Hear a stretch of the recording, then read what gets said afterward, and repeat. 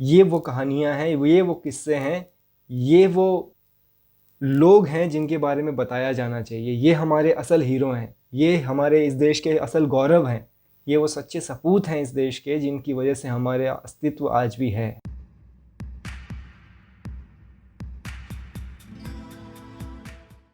नमस्ते, hello and welcome back to my channel. दोस्तों, आपका एक बार फिर से तहे दिल से स्वागत करता हूं मैं अपने इस चैनल में। और मुझे पूरा यकीन है कि आप सब खैरियत से होंगे, खुश होंगे और कुशल मंगल होंगे। दोस्तों, हमारा एक दोस्त है जिसने इंस्टाग्राम में मुझसे एक रिक्वेस्ट किया था। Doctor Vivek Bindra motivational speaker का एक चैनल है और उनके 17.4 मिलियन सब्सक्राइबर्स हैं। वाओ! मतलब इनके सब्सक्राइबर बेस को देख के मुझे मोटिवेशन आ रही है इस समय। तो इस वीडियो का टाइटल है आंसू रोक नहीं पाओगे, Chhatrapati Sambhaji Maharaj, case study doctor Vivek Bindra द्वारा। तो मेरे मन में वैसे भी एक ख्याल बहुत दिनों से आ रहा था कि जो हमारे अनसंग वॉरियर्स हैं, हमारे इस देश के जो वीर सपूत हैं, जिनके बारे में हम लोग बहुत कम जानते हैं या नहीं जानते हैं, उनके ऊपर एक सीरीज़ बनाया जाए। हो सकता है इस वीडियो के बाद मुझे और थोड़ी सी मोटिवेशन आए उस संदर्भ में। तो ये वीडियो शुरू करें फिर। आंसू रोक नहीं पाओगे, छत्रपति संभाजी महाराज।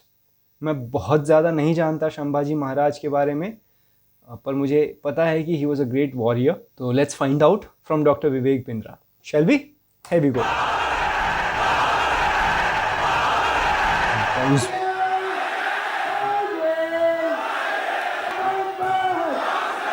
हे, आपका स्वागत है। मैं विवेक बिंद्रा, मोटिवेशनल स्पीकर। आज एक ऐसे इंसान की बात करूंगा, हो सकता है आपकी आत्मा कांप जाए। एक बात कहूं, वीडियो पूरा देखिएगा अगर हिम्मत है आप में तो, और कोशिश करिएगा कि अंत में रोएं भी ना आप। इनका नाम है छत्रपति संभाजी महाराज। आपने छत्रपति शिवाजी महाराज का वीडियो देखा था। ये उनके ज्येष्ठ पुत्र 1657 में इनका जन्म हुआ। बचपन से आखिरी तक केवल संघर्ष। 2 साल की उम्र में ही इनकी माता का देहांत हो गया। मां जीजाबाई, जो छत्रपति शिवाजी महाराज की मां थी, यानी कि इनकी दादी, उन्होंने इनको पालन पोषण किया।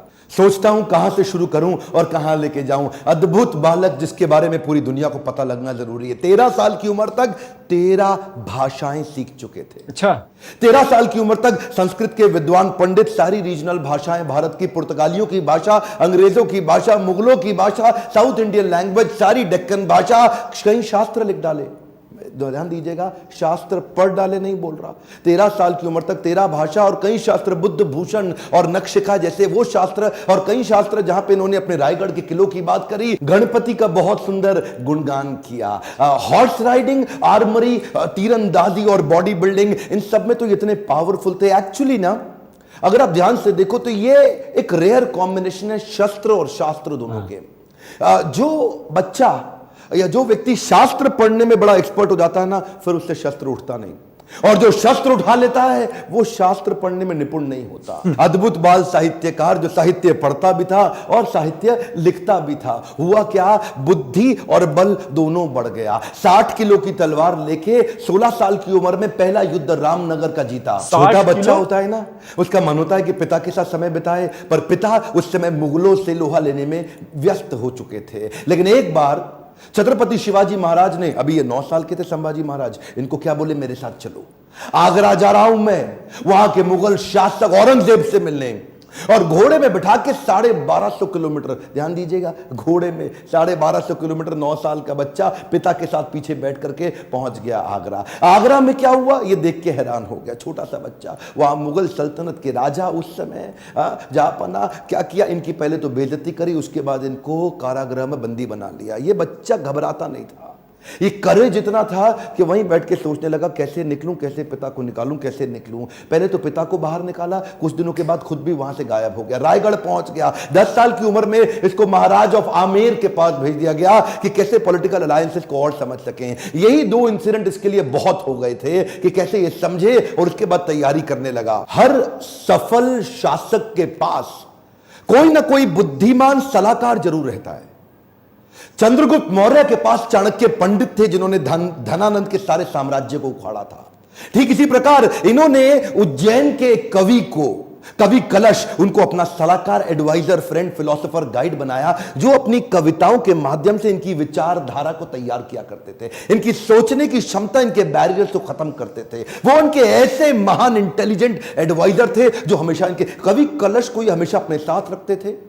पिता भी युद्ध लड़ने में बिजी थे, इन्होंने 19 साल की उम्र से पिता के पीछे से अपने रायगढ़ के किले को संभालना शुरू कर दिया। 23 साल की उम्र में 1681 में पिता छत्रपति शिवाजी महाराज वीर मराठा, उनका देहांत हुआ। इन्होंने 1 मिनट समय नहीं देर गवाया, तुरंत तैयारी करी।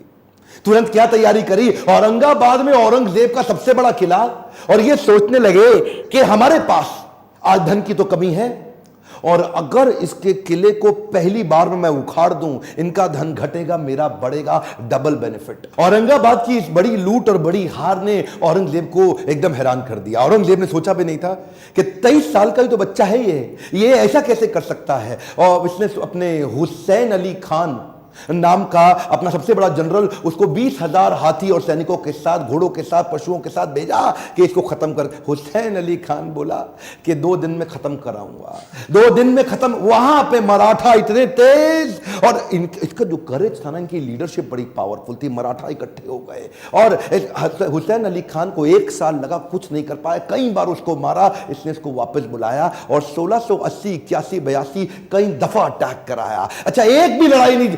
एक बात बताएं आपको, पूरे इतिहास के अंदर शायद छत्रपति संभाजी महाराज ही अकेला ऐसा योद्धा रहा होगा हमारे देश से, जिसने 9 साल के अंदर 120 लड़ाइयां लड़ी, लेकिन एक भी नहीं हारा। औरंगजेब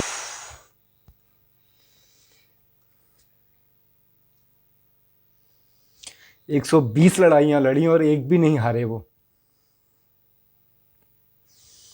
पूरा नॉर्थ तो मैं जीत ही चुका हूं, अब तो केवल डेक्कन बाकी रह गया है। डेक्कन समझते ना, जो उस समय का जो दक्षिण था, अहमदनगर से नीचे लेके जो आज का केरला, कर्नाटका, तमिलनाडु, आंध्रा, हैदराबाद, जितना भी आज पूरा देखते हैं महाराष्ट्र मिला के, वो सोचा कि बस ये डेक्कन जीतना बाकी रह गया है।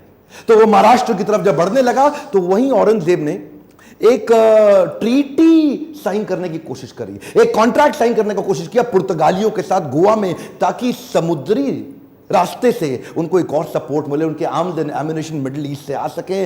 औरंगजेब बहुत तेज था, बोला सोचा नॉर्थ से भी सपोर्ट लूंगा, पोर्चुगीज लोगों को साथ रखूंगा, साउथ से और निकालूंगा, तीनों चारों दिशाओं से खदेड़ के खत्म कर दूंगा, ये तो छोटा सा बच्चा है। इन्होंने जैसे ही पता चला संभाजी महाराज को, सबसे पहले ये गोवा में घुस गए। गोवा में जाकर के इन्होंने पोर्चुगीज को तो उखाड़ उखाड़ के बहुत फेंक फेंक के मारा, और ये वापस आए। उसके बाद फिर लड़ने की तैयारी करी। मेरे हिसाब से छत्रपति संभाजी महाराज की सबसे बड़ी अचीवमेंट्स में एक अचीवमेंट तो यह रही कि इन्होंने 9 साल तक औरंगजेब को मराठाओं के बीच में घुमाता रहा। औरंगजेब एक्चुअली नॉर्थ छोड़ के यहां आ गया और मराठाओं के बीच में इतना घुमाया, 8 लाख की सेना, इनकी 20,000 की सेना, और इन्होंने मराठाओं को इधर से मार उधर से मार, इतनी लड़ाइयां लड़ी, एक बार भी औरंगजेब जीत नहीं पाया। अच्छा हुआ ये, क्योंकि इनको यहां बिजी रखा ना, जरा ध्यान दीजिएगा, तो उधर नॉर्थ में, डेक्कन में बिजी रख करके, उधर नॉर्थ में पंजाब के अंदर, बुंदेलखंड के अंदर, राजस्थान के अंदर स्वदेशी सल्तनतें वापस तैयार होने लगी। उधर 9 साल का गैप मिल गया ना, तो 9 साल के अंदर स्वदेशी ताकतें फिर खड़े होने लगी। हमारे देश के हिंदू राजा वापस आए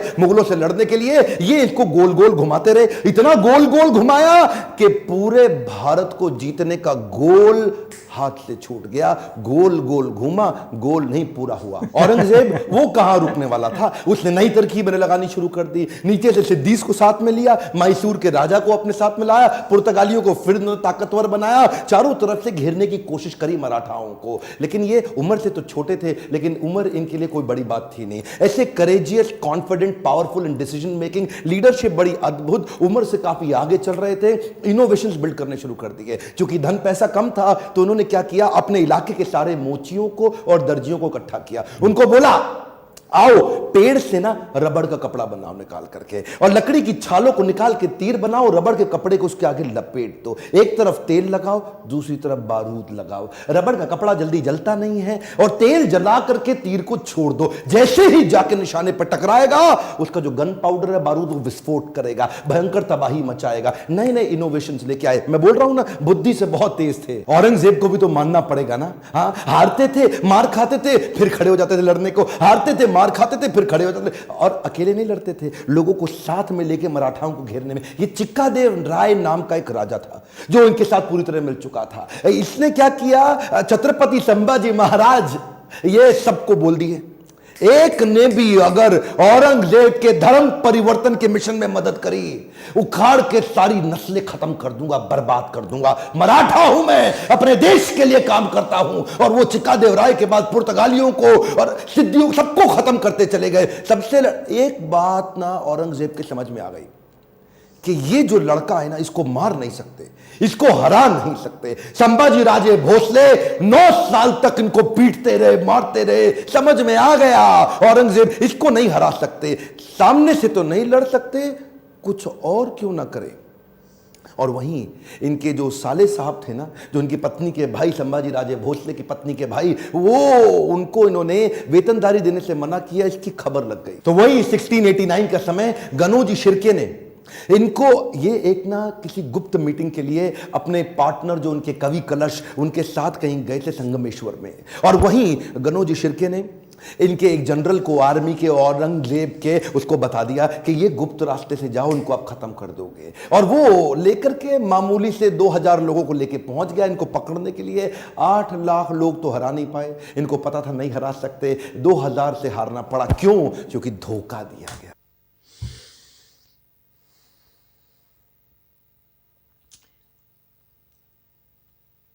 गनोजी शिर्के बेईमान हो गए, अपना परिवार का इंसान बेईमान हो गया। हाँ, हमें तो गनोजी शिर्के ने लूटा, औरंगजेब में कहां दम था, अपनी कश्ती वहां डूबी जिधर पानी कम था। गनोजी शिर्के ने वो गुप्त रास्ता औरंगजेब के जनरल को बता दिया। ये लेकर के सिपाही सेना वहां जाके पहुंच गए, निहत्ते जाकर के उनको पकड़ लिया, कब्जा लिया, साथ में कवि कलश और इधर छत्रपति संभाजी महाराज। दोनों करते क्या ना करते, 8 लाख लोग मिलकर के नहीं इनसे लड़ सके। चोरी से इनको जाके पकड़ लिया। औरंगजेब अंदर तक खुन्नस खाया हुआ था संभाजी महाराज से। कवि कलश संभाजी महाराज को लेके ऊंट से उल्टा टांग दिया, उल्टा टांग के पूरे शहर में घुमाया, बहुत मारा पीटा, लोगों को बोला इन पे मूत्र त्यागो, इनको मारो, पत्थर फेंको। उसके बाद बुला के बोला 3 प्रश्न, मराठा किंगडम मेरे हवाले कर दो, ट्रिब्यूटरी प्रिंस बना दूंगा, जो सोना गहना छुपाया चोरी किया है मुझको वापस कर दो, और किसने तुम्हारी मदद करी उसका नाम बताओ, तीसरा अपना धर्म परिवर्तन कर लो। ये 3 काम कर लो, आज ही जीवित बचोगे और मेरे साथ रहोगे, ताकतवर बना दूंगा तुमको। संभाजी महाराज और कवि कलश की आंखों में इतना सा भी डर नहीं था। उसको बोले कि मैं मराठाओं की जमीन तुम्हारे नाम नहीं करूंगा, अपने धर्म का बलिदान नहीं करूंगा, 1000 बार मारो, अगली बार फिर जन्म लूंगा, अपने ही धर्म में लूंगा। रुका नहीं औरंगजेब। इन दोनों ने अन्न जल का त्याग कर दिया और शरीर को लेकर सुन्न हो गए। वो उनके नाखून उखाड़ते चले गए, आंखों में मिर्चियां डालते चले गए। उसके बाद जलती सलाखें लेके आंखों में डालते वक्त फिर पूछा, उसको भी डाल दिया। ये बोले नहीं कुछ भी, ये शांत खड़े रहे। पीड़ा बहुत हुई लेकिन ये नहीं बोले हमको छोड़ दो, माफ कर दो। उंगलियां काटनी शुरू करी, पांव की काटी, पांव काटे, हाथ काट दिए, बालों को उखाड़ दिया, वो हाल किया। उसके बाद धीरे धीरे खाल उतारने लगे। हर बार पूछते थे 3 प्रश्न, अपना धन दे दो, जमीन दे दो और धर्म परिवर्तन कर लो। ये सुन्न खड़े रहे वहां पे। ये दर्दनाक सिलसिला 40 दिन तक चलता रहा। औरंगजेब रोज शाम को आके उनसे पूछता था, बता दो बता दो, और आखिरी में बोला कि मैं तुम्हारे आगे हार मान गया। मेरी 4 संतानें, अगर मेरा एक भी बेटा तेरे जैसा होता ना संभाजी महाराज, पूरे देश को मुगल सल्तनत बना देता, इस देश को, भारतवर्ष को मुगल सल्तनत बना देता। तेरे आगे मैं हार मान गया। काट डालो उसका शरीर, काट डालो उसका शरीर। टुकड़े टुकड़े कर दिए उनके, वाघ नख लेके छोटे छोटे टुकड़े करके उनको बोला नदी के पास फेंक दो। समस्त मुगल राजाओं में औरंगजेब एक अमानवीय, इनह्यूमन राजा था। बहरहाल मौका मिल गया सारे मराठाओं को एक होने का। उन्होंने शरीर के टुकड़े उठाए शंभूजी महाराज के, उनको सिल के उनका अंतिम संस्कार किया। लेकिन अब हर घर महल बन गया, हर औरत सेना में आ गई, हर पत्ता तीर बन गया। देश धर्म पर मिटने वाला शेर शिवा का छावा था। महापराक्रमी, परम प्रतापी एक ही शंभू राजा था। सारी मराठा कम्युनिटी एक हो गई और उसके बाद दोबारा युद्ध छेड़ा गया। खत्म हो गया दक्कन का सुल्तान बनने का उसका सपना। कुछ ही साल के अंदर वहीं दक्कन की भूमि में मारा गया, वहीं खत्म हो गया। औरंगजेब देश को नहीं जीत पाया। गर्व है मुझे कि मैंने जन्म लिया ऐसे देश में जहां वीर मराठा संभाजी महाराज का जन्म हुआ। पर दुख है मुझे कि देश आज ऐसे वीरों को भूलता चला जा रहा है। आज मेरी, आपकी, हर मराठा की और पूरे देश की जिम्मेदारी है कि इनकी कहानी पूरे देश को पता लगनी चाहिए। इस वीडियो को आग की तरह पूरे देश में फैला दो, बंद मत कर देना। इस वीडियो को शेयर किए बिना लाइक करिए। अगर आपको थोड़ा भी अच्छा लगा कमेंट में मेरे को फीडबैक दीजिए, और किसका वीडियो आप देखना चाहते हैं। मेरे साथ जुड़े रहने के लिए चैनल को सब्सक्राइब करके हर बार इस तरह के वीडियोस देखने के लिए दिल से आप सबका धन्यवाद।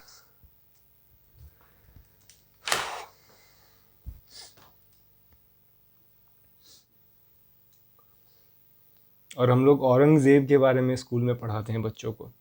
औरंगज़ेब के नाम पे सड़कों के नाम रखे जाते हैं। 2018 की वीडियो है ये। थैंक यू सो मच अगर आप ये वीडियो देख रहे हैं तो। Thank you so much for suggesting this video to me. मतलब हम अपने हीरोज़ को नहीं जानते यार। हमारे आइडियल होने चाहिए, हैं इनफैक्ट। बस ये है कि हमें बताया नहीं गया है, पढ़ाया नहीं गया है। सच बात तो ये है कि अगर मराठा नहीं होते, शिवाजी महाराज नहीं होते, या संभाजी महाराज जैसे युग पुरुष नहीं होते, तो शायद भारत से हिंदुओं का अस्तित्व ख़त्म हो चुका होता। ये वो हीरो हैं जिनकी वजह से भारत की अस्मिता अभी तक जीवित है। और हम इनके बारे में पढ़ेंगे तो यार भारत मजबूत बन जाएगा ना। इनके बारे में समझेंगे, इनके पद चिन्हों पर चलेंगे तो भारत मजबूत हो जाएगा।